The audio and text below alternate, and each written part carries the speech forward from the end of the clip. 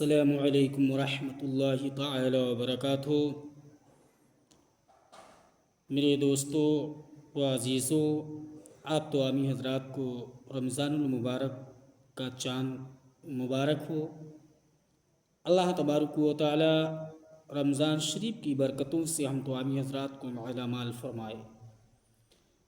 حضرات، رمضان شریف بالکل اتوار کو، یعنی کہ کل سنیچر ہے، پرسوں اتوار ہے، انشاءاللہ اتوار کو پہلا رمضان، اور کل شام یعنی سنیچر کی شام میں عید تراویح ادا کی جائے گی۔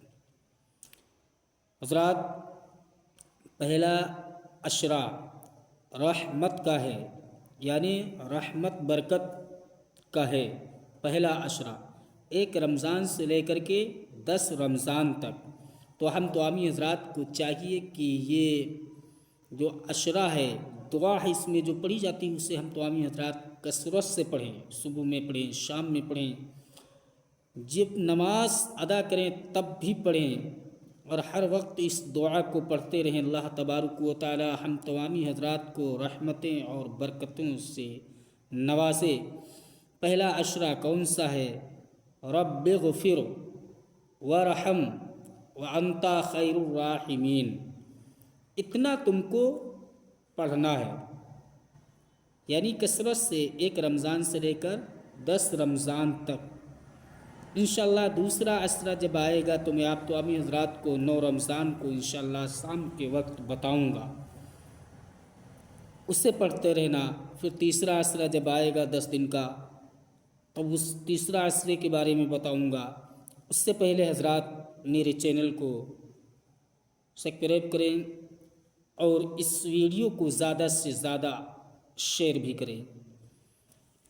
حضرات، رب اغفر ورحم وانت خیر الراحمین، اس کا مطلب اور ترجمہ یہ ہے کہ اے میرے رب مجھے بخش دے، اے میرے رب مجھے بخش دے، مجھ پر رحم فرما، سب سے بہتر رحم فرمانے والا ہے۔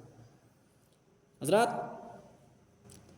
اور ایک حدیث ہے، رسول اللہ صلی اللہ تعالی علیہ وسلم نے ارشاد فرمایا، جب رمضان آتا ہے تو جنت کے دروازے کھول دیے جاتے ہیں، یعنی جنت کے دروازوں کو کھول دیا جاتا ہے اور جہنم کے دروازوں کو بند کر دیا جاتا ہے، یعنی کہ جہنم کے دروازوں کو بند کر دیا جاتا ہے، جہنم کے دروازے بند ہو جاتے ہیں اور شیطان کو جکڑ دیا جاتا ہے۔ حضرات، صحیح بخاری کی حدیث شریف ہے۔ حضرات، ہم لوگوں کو رمضان مبارک کا جو مہینہ ملتا ہے بڑا بابرکت والا مہینہ ہے، اس میں ہم تمامی حضرات اللہ رب العزت کی بارگاہ میں دعا کریں اور اللہ اور اس کے رسول کا ذکر کریں، قرآن کی تلاوت کریں، نماز بھی پڑھیں۔ اور ایک حدیث شریف اور ہے حضرات، وہ یہ ہے، اور حضرات جب کوئی کسی، یعنی کہ جو کوئی کسی روزے دار کو افطار کرا دے، یعنی روزہ دار ہے، روزہ رکھ رہا ہے، اگر اس کو کسی نے افطار کرا دے تو اس کو روزے دار کے برابر ثواب ملے گا۔ یعنی کہ روزے دار کو اگر تم نے افطار کرا دیا تو تم کو اللہ تبارک و تعالی روزے دار کے برابر ثواب عطا فرمائے گا۔ اور بہت سے حضرات یہ ہیں، کہتے ہیں کہ ہم روزہ ہیں، وہ افطار کرائیں گے تو میرا ثواب ان کے نام اعمال میں چلا جائے گا، ان کو ثواب ملے گا۔ ہرگز نہیں، ایسا نہیں ہوتا ہے، کیونکہ جو افطار کرانے والا ہے تو روزے دار کے برابر ثواب پائے گا۔ اور میرے نبی کریم صلی اللہ تعالی علیہ وسلم نے ارشاد فرمایا، اس کو روزے دار کے برابر ثواب ملے گا اور روزے دار کے ثواب میں کوئی کمی نہیں ہوگی، یعنی روزے دار کے ثواب میں کوئی کمی نہیں ہوگی۔ جیسے ہم روزہ ہیں، آپ روزہ ہیں، کوئی دوسرا آ کر کے افطار کرایا اور اس نے افطار کرایا تو اللہ تبارک و تعالیٰ اسے اسی روزے دار کے برابر ثواب عطا فرمائے گا، اور روزہ رکھنے والے کے روزے کے برابر اسے ثواب ملے گا، مگر روزے دار کے ثواب میں کوئی کمی نہیں ہوگی۔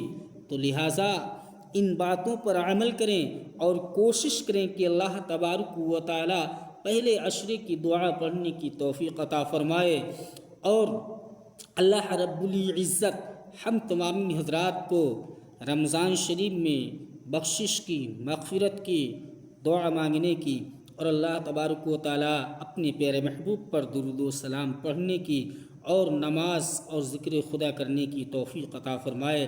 حضرات دل میں ارادہ کریں کہ ہم اور آپ روزے دار کو افطار کرائیں اور اسے مہمان نوازی کے لیے اپنے گھر پہ بلائیں، تاکہ اللہ تبارک و تعالیٰ مجھے روزے دار کے برابر ثواب عطا فرمائے۔